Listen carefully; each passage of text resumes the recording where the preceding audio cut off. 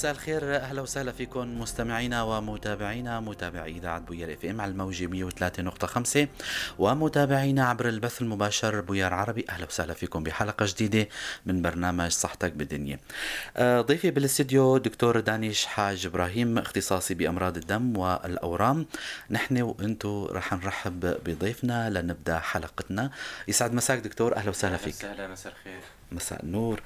مستمعينا للي حابب ينضم لنا أو أي حدا عنده سؤال بما يخص أمراض الدم والأورام عبر الرقم الأرضي 429 101، أيضا عبر الواتساب 093 82 80 81 4، عبر البث المباشر بوير عربي فيكم تنضموا لنا. تكتبوا أي سؤال بيخطر على بالكم، أكيد رح نجاوب على السؤال بآخر الوقت. رح نبدأ موضوعنا، هو موضوع مهم كتير، وهو فقر الدم عند شريحتين اللي هن النساء والأطفال. الدكتور رح يغني لنا الحلقة واللقاء بهالموضوع وهالمعلومات القيمة. بداية دكتور، كتعريف فقر الدم شو هو؟ تمام. هلا فقر الدم بشكل عام هو انخفاض رقم الهيموغلوبين. الهيموغلوبين، الوظيفة الأساسية للهيموغلوبين هو عبارة عن نقل الأكسجين من الرئتين لجميع أنحاء الجسم. فالهيموغلوبين يعني الكريات الحمر هو اللي عم ينقل الأكسجين، وهو الوسيط بنقل غاز الكربون من الخلايا إلى الرئتين وبالتالي لخارج الجسم. فالوظيفة الأساسية للكريات الحمراء هي تغذية الجسم بالأكسجين تمام. وتخليصها من غاز الكربون. بشكل عام عند الإنسان الطبيعي الخضاب الطبيعي عند الذكر 13.5 جرام على الديسيلتر ل 16. عند الأنثى من 12 جرام على الديسيلتر ل 13.5. طبعا السبب بالاختلاف بين الذكر والأنثى هو بتعود للدورة الشهرية والنمط الأنثوي، يعني التغذية الأنثوية غير التغذية الذكرية. فبشكل عام الخضاب الأنثوي أقل من الذكري بدرجة لدرجة ونص. هدول الحالة قياس الطبيعية. حالة طبيعية. تماما. تمام. هلا نحن راح نروح عند شريحة الحوامل. الحامل نحن كما بنعرف الحمل بتقسم عمل 9 شهور، نقسمه لثلث. أيوة. تلت أول، تلت تاني، والتلت تالت. بالتلت الأول يعني بالأشهر الثلاثة الأولى. تمام. بالأشهر الثلاثة الأولى بيكون الرقم الطبيعي للخضاب حتى ال 11. نعم. هو الطبيعي عند الأنثى العادية 12، حتى ال 11 نقبلها رقم طبيعي عند الحامل بالأشهر الأولى. السبب اللي بيصير بفقر الدم بالأشهر الأولى من الحمل، صراحة من الحامل بالأشهر الأولى تمر بأعراض هضمية كتيرة. أهم الأعراض هي الغثيان والآلام البطنية، أعراض هضمية. فبيصير في يعني نقص شهية شديد للأكل. تمام. فالسبب الأساسي اللي بيعزى للشهر أو الأشهر الأولى هو سوء التغذية صراحة. تمام. سوء التغذية هو السبب الأساسي للأشهر الأولى بالحمل. فبيعتبروا أن رقم خضاب 11 بيعتبروا رقم خضاب هيموغلوبين طبيعي. تماما. بالشهرين الرابع والخامس والسادس او الثلث الثاني، بالثلث الثاني بيصير هون في استقرار. فبيعتبروا انه رقم خضاب من 10.5 لل 11 يعتبروه رقم طبيعي. فبالثلث الاول 11 جرام على الديسيلتر رقم طبيعي، بالثلث الثاني من 10.5 لل 11 جرام على الديسيلتر طبيعي. بالثلث الثالث بيكون رقم خضاب هو 10. يعني إذا كان المرأة حامل جاي لعنا خضابة 10 بالثلث الأخير بالأشهر الأخيرة من الحمل، خضاب 10 جرام على الديسيلتر، ما بنعتبر هذا معه فقر دم، بنعتبر إنه هذا فقر دم فيزيولوجي يعني طبيعي. هل الأسباب رح نحكي على الأسباب إنه ليش إنه خضاب 10 أو 10.5 و11 بهالأسباب. فهذا هو التعريف الأساسي لفقر الدم عند الحامل. أما عند الأولاد الصغار، كمان الأولاد الصغار بيقسموا لمراحل. نحن في عنا رضيع، في عنا أول شيء مرحلة الرضع ومرحلة الطفل يعني. نعم. بيعتبروا أول 4 أسابيع بيعتبروا أنه هذا جديد وليد يعني أنه 4 أسابيع الأولى من الولادة. بشكل عام بالبداية بيكون خضابه مرتفع. كل طفل عند الولادة بيكون خضابه كتير عالي، شي 17 18، في من يوصل لل20. باليوم الثالث باليوم الرابع بيصير في انحلال دموي، بيصير عند الطفل بنشوف يرقان فيزيولوجي. تمام. هذا اليرقان الفيزيولوجي سببه انحلال الدم. بيرجع أرقام الخضاب نعتبره أرقام خضاب 10.5 11 طبيعية تدريجيا يعني. تدريجيا. تمام. بالأعمار الأكبر بيعتبروا الطفل حتى العمر 5 سنوات و6 سنوات رقم 10.5 11 كمان طبيعي. لل 11 سنة بيعتبروا رقم 11 طبيعي. فوق ال 12 بيعتبروا إنه يرجع بيصير يصنف ذكر انثى، يعني بتصير تماما. انه يصير 12 للانثى و13 ونص للذكر البالغ. بيطلع من خانة الطفل بينطع يعني. من خانة الطفل. ايوه. بس حتى العمر 10 سنوات 11، حتى ال 11 بيعتبروا رقم طبيعي طبيعي. للهيموجلوبين. تماما. حقيقة هاي معلومات كتير قيمة، يعني كانت مهمة جدا. دكتور، كيف بتظهر الأعراض؟ هلا المستمع يسأل إنه يا ترى ليش حتى يكتشفوا هل المرض هذا أو فقر الدم، خلينا نقول حالة ربما هي، كيف بتظهر الأعراض على المريض العادي؟ لكن قبل ما نجيب على هالسؤال فاصل صغير دكتور وبنرجع، خليكم معنا.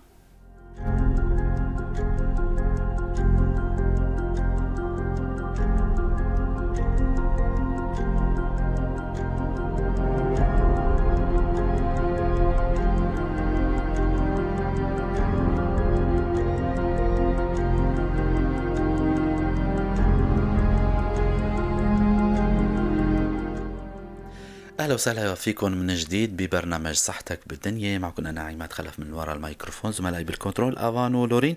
ضيفنا بالاستوديو دكتور دانيش حاج ابراهيم، اختصاصي بامراض الدم والاورام. موضوعنا هو عم نحكي عن موضوع مهم كتير، هو فقر الدم عند الحوامل والنساء الحوامل وعند الاطفال. كان وصلنا عند موضوع الاعراض اللي عم تظهر على المرضى او المصابين، او خلينا نقول العاديين من الناس. تمام. هلا اعراض فقر الدم بشكل عام، اهم عرض لفقر الدم هو التعب. المريض بيعاني من تعب عام.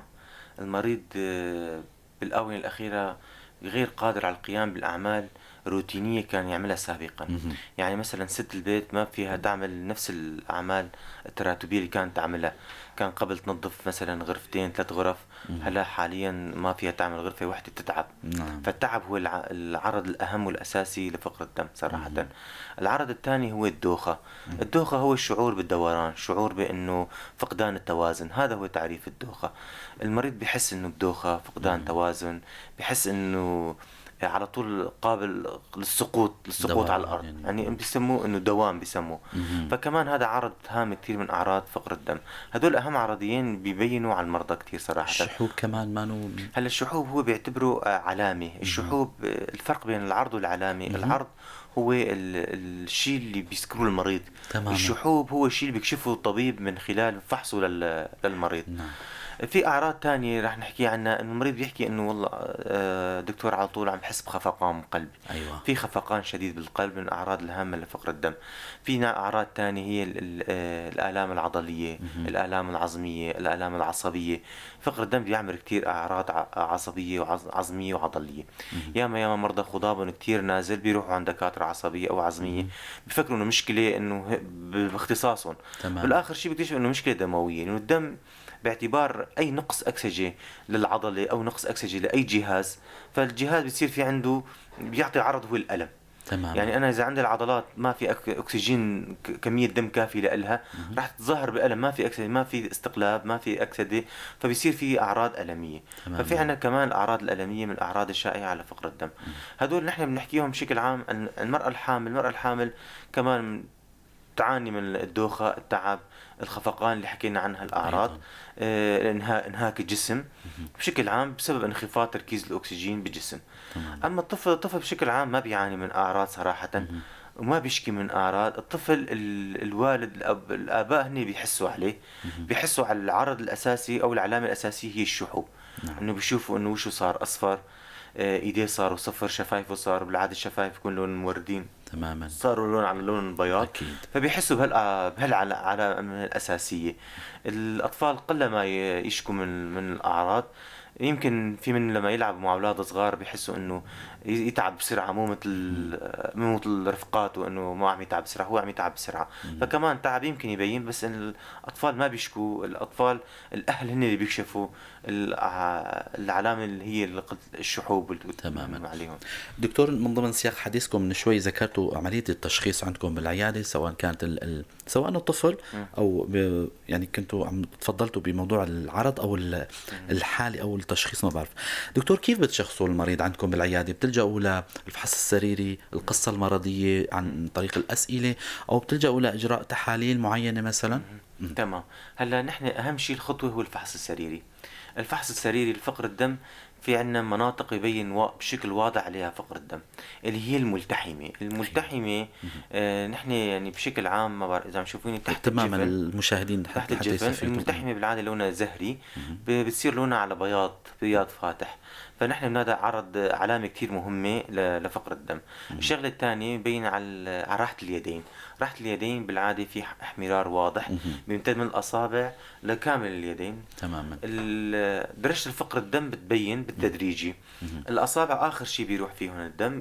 أول شي رح يبين الراحة على شكل بياض أيوه. حسب درجة خفيف لمتوسط. اهم. لما يكون فقر دم شديد الأصابع كمان رح تكونوا على لون أبيض. أيوه. ماشي. اهم. فإنه أصابع آخر شي بيروح منهم اللون. اهم. درجة فيك تميزهم بالتدريج، هون واحد اثنين ثلاثة. تمامًا. ماشي. إنه اهم. راحة اليد من العلامات الكتير مهمة اللي بنكشفها بالفحص السريري. اهم. بالفحص السريري المهم لأي مريض معه فقر دم هو فحص البطن، لأنه نحن بنكشف ضخامات طحالية.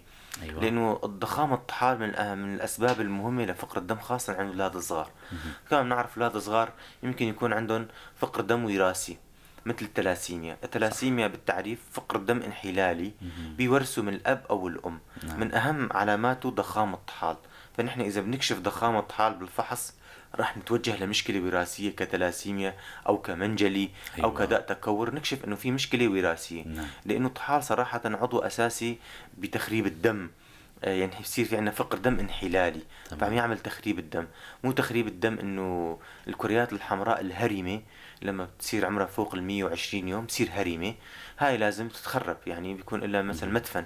تمامًا. فالطحال في عنده جهاز بتقضي على الكريات الحمراء الهرمة مشان يسمح للأوعية الدموية باستقبال كريات حمراء جديدة نشطة. فالطحال هاي الوظيفة العادية، بس لما إمم. يصير الطحال متضخم اهم. بهالحالة الوظيفة رح تزداد، فرح يصير تخريب لكريات حمراء أصغر عمرا. عمرًا. ماشي. يعني اهم. كرية حمراء بالعادة أي 120 رح تخرب كرية عمرها 100 يوم. تمامًا. فبصير في تأثير سلبي على الجسم. فلهيك الطحال انه بيعمل انحلال بالجسم. فنحن فحص الطحال من العلامات اللي كتير مهمة. أيوه. فحص الكبد كمان مهم. اوقات يكون في تضخم كبد، يكون مريض يعاني من مرض غير دموي سبب له بتجس دمر. هالفحص هذا دكتور بتجس البطن والّا عبر الإيكو مثلًا؟ صراحة إمم. الطحال والكبد بينجسوا بشكل كتير كتير عن الفحص السريري. اهم. ماشي. نحن ما بنعتمد صراحة كأطباء دم، اهم. ما بنعتمد على الإيكو إلا صراحة لسببين. السبب اهم. الأول لنتأكد من إنه ما في مشكلة تانية بالبطن غير الطحال، في عقد لمفاوية مع عقد صح. لمفاوية. والشغلة الثانية إنه لما نحن نخبر الأهل والله في ضخامة طحال، بيستغرب بيستفسر، بيصير عنده إنه كيف اهم. ضخامة طحال دكتور. نعم. ونحن نعمل إيكو مشان نأكد له الموضوع، نأكد له إنه والله في عنده ضخامة طحال تمامًا. من هذا الباب. ففحص الكبد والطحال من أهم علامات كمان الأعراض السريرية لفحص مريض فحص الدم. تم ننتقل للمرحلة الثانية. المرحلة الثانية هي مخبريا. نحن أيوه. خلصنا سريريا رح نروح على المخبريا. اهم. المخبريا كأي طبيب دموي الخطوة الأساسية له هي اللطاخة الدموية. شو تمامًا. هي اللطاخة الدموية؟ عبارة عن سلايد، يعني اهم. زجاجة اهم. نحط عليها نقطة دم، نعمل تلوينات وتثبيتات ونفحصها تحت المجهر. تمام. فتحت المجهر ببين معنا الكريات الحمر، ببين معنا الكريات البيض، ببين معنا الصفيحات. اهم. فنحن من هذا اللطاخة فين نقول اللطاخة بتساعدنا 60 ل 70% بالتوجه للتشخيص. للتشخيص. يعني نحن نشوف الكريات الحمراء انه في يا ترى نقص حديد ولا نقص بي 12 ولا نقص فوليك ولا انحلال دم، يعني اللطاخة بتوجهنا. نحن من خلال اللطاخة بنوفر على المريض اجور تحاليل تانية. أيوه. يعني انا اذا شفت اللطاخة شفت انحلال بطلب تحاليل تبع الانحلال، ما بطلب التحاليل التانية. أكيد. شفت نقص حديد بطلب تحاليل حديد، ما بطلب تحاليل تانية. اهم. فنحن من اللطاخة بنتوجه للتحاليل ونحن بعدين نطلب التحاليل التانية تمامًا. حسب اللي ما شفناه باللطاخة الدموية. هي اللطاقة كإجراء أولي ويعني منه بيتفرع التشخيص منه أكيد. بنفرع منه التحاليل الثانية اللي التانية. لازم نطلبها للمريض مشان نوفر تكلفة على المريض صراحة. أكيد أكيد صراحة. دكتور نعود أو خلينا نحكي بموضوع الأسباب واللي هو محور اللقاء، يعني محور الموضوع. يا ترى شو الأسباب اللي بتؤدي لموضوع فقر الدم؟ يا ترى من ضمن سياق حديثكم ذكرتوا موضوع الوراثة، في أمور تانية، شو الأسباب هي؟ تمام. هلا عند الأطفال بشكل عام في كثير أسباب لفقر الدم. مهم. الأطفال آه بعد عمر 6 شهور، حتى عمر 6 شهور بيكون الدم الموجود عند الطفل هو دم الأم. يعني أيوة. دم الأم أو بسموه الدم الجنيني، إنه دم الوالد لساته عنده. مهم. فنحن بالعمر 3 حتى 6 شهور ما ببين الأعراض أبدا على الطفل، لأنه لسه في دم أمومي موجود تمام. بدمه. بعد ما يخلصوا هالفترة ببلش جسم يكون دم الطفل، هذا الطفل. نعم. فاذا في خلل راح يبين. فمرضى التلاسيميا ولا مرضى المنجلي ما يبين عليهم تلاسيميا وما يبين عليه منجلي اول 3 شهور، اول 6 شهور ما يبين عليهم ابدا شيء. نهائيا. الشيء الشائع بمنطقتنا منطقة موبوءة بالتلاسيميا، خاصة تلاسيميا كبرى. وشيء كتير شائع، بيجينا طفل عمر 4 5 6 شهور بهالفترة، مهم. بيجينا شحوب شديد، خضاب 4 5. الخضاب لازم يكون أقل شيء 10. عند الطفل 4 5 يعني هالطفل عمره العمر 4 5 يعني مريض يستوجب انك تعمل له نقل دم اسعافي. إسعافي. مريض شاحب كتير، تسرع شديد بالقلب، تسمع دقات قلبه انه هيك، تسمع دقات قلبه خارجيا، تحس انه نبضان خارجي، الجلد عم ينبض. فبهالحالة نحن نشك كتير بالانحلال تماما. بالتلاسيميا. هذا هو عمر التلاسيميا. مهم. فنطلب تحاليل الرحلان. في عندنا هون خطأ شائع بالمنطقة اللي هو انه ينقلوا دم. نحن يفضل مرضى فقر الدم خاصة عند الصغار ما ننقل لهم دم، مهم. نسحب منهم دم لنتأكد من التشخيص وبعدين نعطيهم دم. لأنه مجرد ما نقلنا دم خلص التشخيص رح يروح، رح يتخربط كل التشخيص. هدول ربما زملائكم أطباء الأطفال يعني يرتكبوا هالخطأ في هذا أخطاء ربما يعني. شائعة نعم. هن من باب حسن النية انه يخدموا تماما الطفل، انه تماما. يعطوه دم يريحوا الطفل، بس هن بهالحالة بيضيعوا علينا تشخيص مهم. لأنه التلاسيميا مجرد ما نقلنا للطفل دم ما عاد يفيد التحليل. التحليل ما عاد يستفاد ضيع. منه، بده اقل شيء 3 شهور لنرجع نعمل له التحليل، يخرب الدم اللي نقلناه كله لنرجع نعمل التحليل. هذا اذا تحمل مره ثانيه. فمرضى التلاسيميا الكبرى بشكل عام يفضل يعمل له قبل اي نقل تحليل اسمه رحلان الخضاب الكهربائي. أيوة. رحلان الخضاب الكهربائي هو التشخيص الاهم لمرضى التلاسيميا. الاطفال باكبر عمر بشكل عام الاطفال خاصه بيكونوا في دلال كثير عندهم. نعم. نحن بمنطقتنا في دلالة كثير للأطفال بنعودون على الدكاكين وما دكاكين هالأمور. تماما. فبيعتمدوا على شغلات الأكلات أكلات الدكان يعني مهم. سواء سكريات أو نشويات تماما هالأمور. أكيد. فبخف شهيتهم على الأكل العادي بالمنزل. مهم. فبصير عنده فقر دم، بسموه فقر دم غذائي. مهم. نقص فوليك، نقص حديد، يعني مواد غذائية أساسية موجودة بالأكلات المطبوخة، مهم. الأكلات الأساسية باللحم، لازم بالمواد الأساسية اللي بتنطبخ بالبيت. فبصير عندهم سوء شهية بهالموضوع. صح. لأنه أي إنسان بياكل شيء جاهز صراحة بتخف شهيته. الأطفال كثير صح. شائع عندهم صح. هالموضوع. الشيبس والبسكويت أيوة هالأمور. والكولا والكذا. أيوة. تماما. وبشكل ثاني الأطفال بهالأعمار بيكونوا حركيين كثير، يعني نعم. الحركة كثير. ففي عنا حركة كثير وفي عنا أكل قليل، فبيفوتوا بقصة فقر دم. هذا فقر دم يعني كثير شائع عند الأطفال، بيتعوض عن طريق أما كعلاج منزلي إنه نحن نقطعهم عن شغلات الدكان ونبلش نعطيهم أكل، أو إنه نحن بنعطيهم مواد غذائية شوية فيتامينات، مجموعة فيتامينات، فبتحسن خضابهم عليهم بهالفترة. تماما. فهذا من أسباب كتير شائعة عند الأطفال مهم. غير الأسباب الوراثية الموجودة. أكيد. تمام. في سبب كتير شائع كمان منطقتنا عند الأطفال بيسموه الداء الزلاقي. الداء الزلاقي هو داء سوء امتصاص. كمان طفل إنه يجينا بعمر 6 شهور 5 شهور شاحب كتير. صح. عملنا تحليل رحلان، ما في لا وراثي لا تلاسيميا لا ضخامة طحال، بس طلع عنده نقص حديد، نقص حديد شديد. نحن الأطفال بنقص حديد شديد نفكر بالداء الزلاقي، داء سوء الامتصاص. هدول بيحموهن عن كل شيء فيه قمح، يعني بيحموهن عن السيريلاك مع هالأمور، الخبز بيحموهن عنه لمدة 2 لبما يتحسن خضابهم. لأنه في عندهم شيء سوء امتصاص. المواد الحديد والمواد الأولية اللي تفوت على الجسم ما بتمتص. فكمان شغلة كتير شائعة، نقص حديد عند طفل جديد يعني 6 شهور، نفكر بسوء الامتصاص ونعمل تحاليل تبع سوء الامتصاص. تماما. دكتور، لو نضطر عن موضوع النساء الحوامل وأسباب الفقر الدم ذكرته شوي من ضمن تمام. السياحات، ولكن خلينا هيك هلا نقطع. المرأة الحامل بشكل عام في شيء قبل الحمل. أيوة. في كتير نساء قبل الحمل بتكون عندهم غزارة دورة شهرية، مهم. بيكون بالأصل عندهم فقر دم، نعم. بالأشهر الأولى من الحمل بيتفاقم هالفقر الدم. أكيد. السبب الأساسي لفقر الدم بالأشهر الأولى كما قلنا هو التغذية، سوء التغذية. بقد ما المرأة بتكون واعية بالتغذية، بس المشكلة إن الأعراض الهضمية والأعراض الغثيان هذول أعراض كتير شائعة بتأثر على بتخليها ما تاكل لحد الشبع. نعم. فبينصحوها تاكل لفترات، يعني مثلا تاكل وجبات متعددة، تاكل مثلا ساعة تفطر الساعة 9 تاكل الساعة 11 2، يعني وجبات متعددة مشان يقل الشبع وما يتأثر على الأعراض الهضمية. تمام. فهيك بينصحوها بالعادة. بالأشهر بالثلث الثاني من الحمل بشكل عام بيكون خضاب مستقر، بيكون راحت الأعراض الهضمية، الجسم تعود على الحمل، بس بيصير في شوية كبر بحجم الجنين، الجنين. استهلاك خفيف. نعم. أما بالأشهر الأخيرة بيكون الجنين صار بحجم منيح، صار تقريبا وزنه شي 2.5 3 كيلو جرام. نعم. فهذا 2 صار بده تغذية، بده أكل، أكيد. فبياخده من الشيء اللي عم تاخده الأم، فبصير في استهلاك ثنائي. فلهيك بيصير فقر دم استهلاكي بالأشهر الأخيرة من الحمل.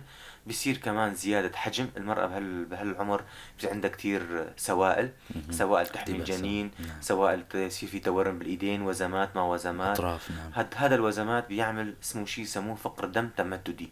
كيف يعني تمددي؟ يعني كمية السوائل بالدم عالية، فبيقل تركيز الخضاب.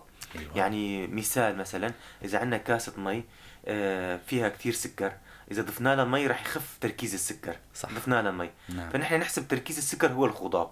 أيوة. فبالأشهر الأخيرة من الحمل فبيصير عندنا سوائل. أيوة. لما يصير سوائل بيخف تركيز الخضاب. مو إنه فقر دم مرضي، لا، تمددي. تمددي. هو الدم ما في بالأصل الدم طبيعي بيكون، بس تمدد زيادة على اللزوم. تمام. هدول هن الأسباب الأساسية صراحة لفقر الدم عند المرأة.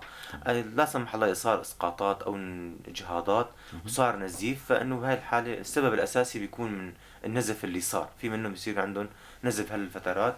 في نساء رغم انه حوامل بصير عندهم نزف، يعني تماما. مو شرط انه يوقف الدورة او اي شيء، لا، في نساء تستمر عندهم النزوفات، وكمان هي مؤهبة لأسباب لحدوث معينة. هي اسباب معينة، وكمان هي مؤهبة لحدوث فقر الدم أكيد. كمان. تماما. دكتور، نتطرق لموضوع العلاج اللي هو طبعا رح نختم لقائنا به. العلاج كيف تلجأوا يا ترى عند الأطفال وعند النساء؟ تمام. العلاج طبعا إذا عرفنا السبب فينا نعطيه العلاج. بشكل عام رح نبلش بالحوامل. الحوامل الأشهر الأولى يفضل تاخذ دواء اسمه حمض الفوليك. حمض الفوليك الأسيد مهم جدا لفقر الدم، ومهم لتكوين الجملة العصبية عند الأطفال. بينصحوه بيسموه حتى حبل الأمومة، فكتير مهم. نحن بهالفترة يفضل المرأة بهالفترة تاخذ فيتامينات. الفيتامينات تشمل حديد، نحاس، زنك، مغنيسيوم، B12. في حبوب تشمل كل هدول بنعالجهم، مع انه النحاس والزنك والمغنيسيوم مو موجودين بالدم، بس بيساعدوا على امتصاصات الحديد، وبيساعدوا على تكوين دم طبيعي. فنحن هدول علاجاتهم الأساسية عبارة عن مجموعة فيتامينات. نحن المشكلة الأساسية عندنا بالأشهر الأخيرة. بالأشهر الأخيرة من الحمل إذا كان يتعوض عن طريق الفيتامينات كتير منيح، بس المشكلة أوقات بيكون عندنا مريض خضابه 8 خضابه 9 وصار بالشهر الأخير، فنحن بهالحاملة يمكن المريضة تتعرض لقيصرية. تماما. ومرضى القيصريات يفضل ما ينعملوا قصيرات اللي كان خضاب تحت 10. أكيد. لازم يكون خضاب فوق 10. فنحن بنحاول قدر الإمكان نعوض مواد أولية مثل الحديد، نعطي إبر B12، مواد تغذية. إذا ما مشي الحال فنحن بصراحة مضطرين ننقل دم. ونقل الدم مو موضوع خطير أبدا. يعني نعم. نحن أهم شيء تتحمل العمل الجراحي. أيوة. في منه ما بننقل دم، بنأمن دم، يعني يكون عندنا بكيس دم احتياط. نشوف أثناء القيصرية صار فيه هبوط ضغط، صار فيه تسرع نبض، نعطي كيس الدم، يعني شيء عنده صار مع حالة إسعافية. أما عند الأطفال بشكل عام كمان نعالج حسب السبب. مرضى التلاسيميا الكبرى هدول مرضى التلاسيميات بشكل عام علاجهم نقل دم. علاجهم الأساسي زرع نقي. عندنا بالمنطقة ما في زرع نقي أبدا. مرضى اللي عنده سوء امتصاص بيحموهم عن القمح وبيعطوهم بعدين مواد أولية كتغذية. الأطفال أغلبيتهم بيصير عندهم نقص حديد. أي طفل بيصير عنده تقريبا شيء نقص حديد، فنعوض له شرابات حديد. في شرابات حديد، شرابات فيتامين سي بتساعد كتير على الامتصاصات. في ملاحظة رح نقولها، أي التهاب دموي يصير عند الطفل بيصير عنده نقص حديد. أيوة. يعني الطفل إذا صار عنده إنتان لوزات، إنتان بولي، رح يصير عنده نقص حديد وهبوط خضاب بسبب إنتاني. أيوة. وفي عنا خطأ شائع معالجة بالحديد أثناء هالفترة. نحن نقترح إنه أي طفل صار معه التهاب مبين، حرارة، أعراض عامة للالتهاب، مشعرات التهابية عالية، في تحاليل التهابية عالية، نعم. يفضل عدم معالجته بالحديد. نحن نعطي معالجة التهابية. إذا خف الالتهاب، راح الالتهاب، ضل فقر الدم، وقتها بنعالجه بالحديد. تمام. لأنه الحديد صحيح بيغذي الدم، بيغذي الجسم، بس الحديد كمان بيغذي الجراثيم. أكيد. فنحن بفترة الالتهابية ممنوع نعطي الطفل حديد. تمام. تماما. دكتور، بنشكركم كثير على المعلومات القيمة، ولكن عبر منبر بوير بنختم دائما لقائنا بشوية نصائح واللي هن كانوا مهمين كثير. موضوع فقر الدم، موضوع الأمهات والآباء يلي يعني ما عم يضبطوا حركة أطفالهم توجه نحو السوبر ماركت لتناول الحلويات اللي هن السكاكر والشيبس يعني هالموضوع هذا يا ريت عبر منبر بوير لكل المستمعين والمستمعات، للآباء والأمهات، لحتى يستفيدوا من هالمعلومات. تمام. نحن رح نقول لكل الآباء والأمهات: الطفل غالي، الطفل مدلل.